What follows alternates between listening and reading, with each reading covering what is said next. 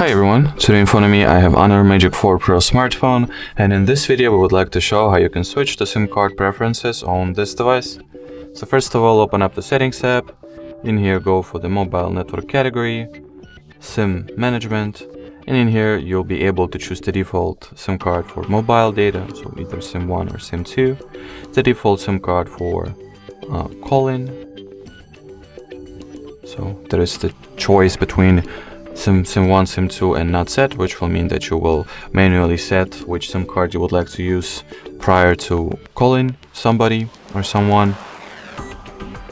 There is also the preference for call forwarding between SIM cards, and switch data connection during calls toggle is present as well, just like so. Alrighty, so that would be it for this video.